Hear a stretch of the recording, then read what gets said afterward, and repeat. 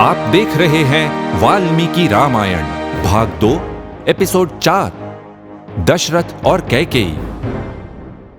श्री राम को अपना उत्तराधिकारी बनाने का दशरथ जी का प्रस्ताव परिषद ने स्वीकार किया था। दशरथ जी ये शुभ समाचार अपनी प्रिय पत्नी कैकेयी को बताना चाहते थे। वे जानते थे कि रानी भी इस वार्ता से निश्चय ही आनंदित होंगी। राजसभा में आज का दिन उनके लिए बहुत ही सफल रहा था, जिससे वे उत्साहित हुए थे। रानी के साथ सुख से रात बिताई जाए। वे थे काम बल संयुक्तो रत्यर्थी। किंतु कैकेयी को कोप भवन में देख उन्हें आश्चर्य हुआ। धरती पर पड़ी बिखरे हुए बाल, लंबी सांसें लेती हुई, फूल और आभूषण इधर उधर बिखरे थे, जैसे कोई अप्सरा धरती पर गिरी हो। दशरथ जी चिंतित तो हुए, लेकिन वे मोहित भी थे। काम वेग वशानुगम। उन्होंने रानी से पूछा, क्या हुआ? तुम क्रोधित क्यों हो? तुम बस कह दो, तुम्हारे लिए मैं कुछ भी कर सकता हूं। बिना कुछ कहे कैकेयी ने पहला दौर जीत लिया।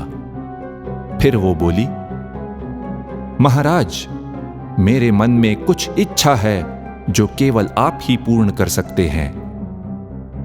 आप वचन दें कि मैं जो कहूंगी आप वही करेंगे।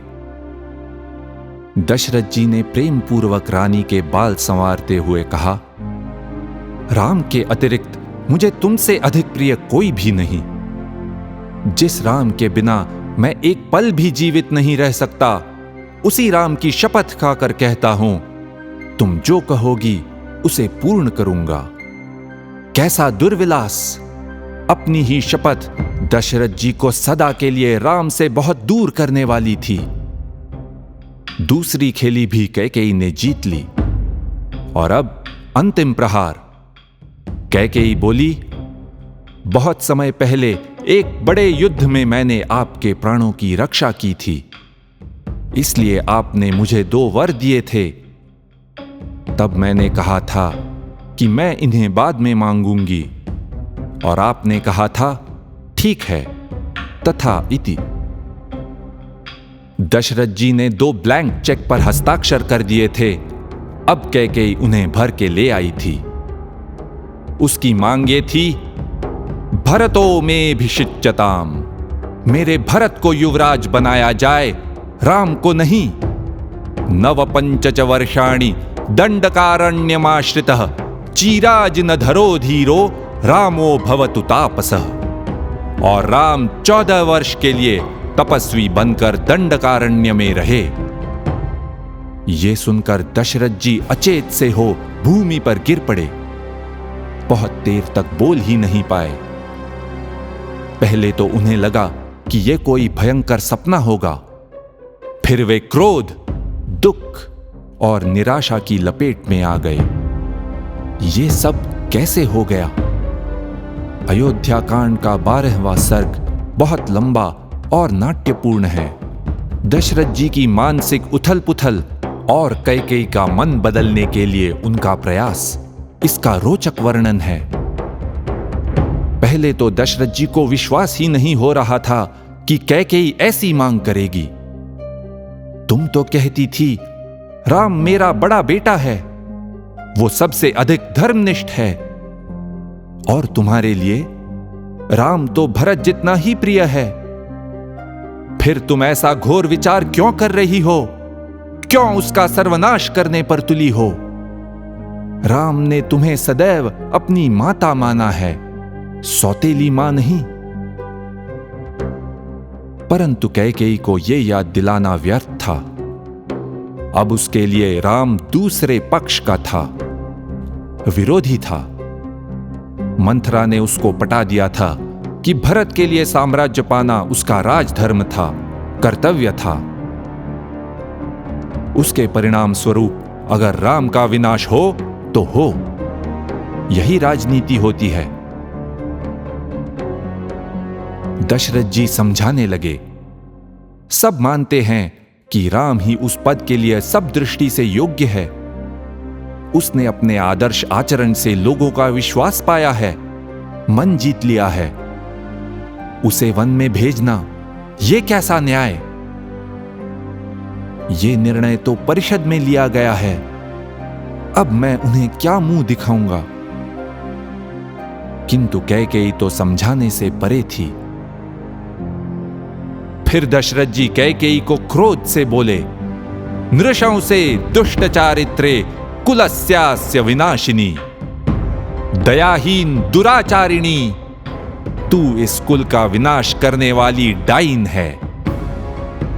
जिस प्रकार शिकारी हिरन को आकृष्ट करके उसे मार डालता है, उसी प्रकार तू भी पहले मुझे लुभाकर अब मेरे प्राण ले रही है।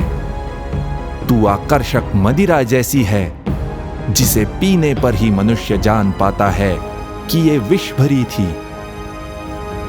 किंतु कैकेयी जानती थी कि राजा के इस क्रोधावेश में कोई दम नहीं था। अब दशरथ जी विनती करने लगे, मैं भीख मांगता हूं, मैं मौत के किनारे बैठा हूं, दीन हूं, राम पर दया करो। मैं हाथ जोड़कर तुम्हारे पांव छूता हूं। अपिते चरणौ मूर्ध्ना स्पृशामि, लो तुम्हारे चरणों पर मस्तक रखता हूं। फिर भी कैकेयी टस से मस नहीं हुई।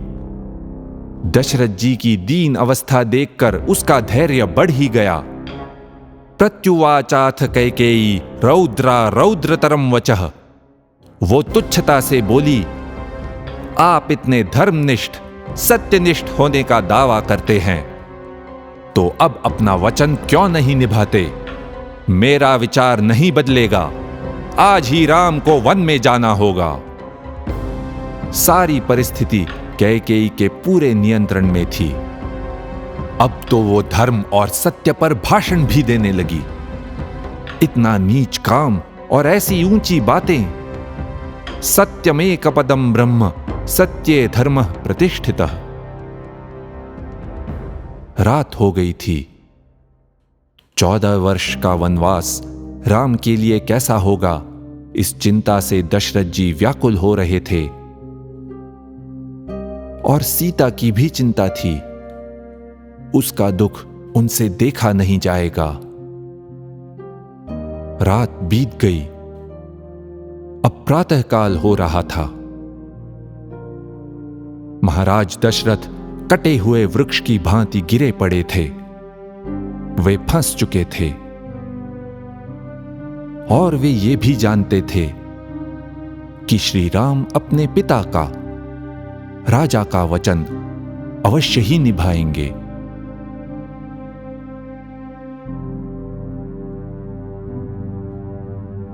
इति ह आस, ऐसा ही हुआ था।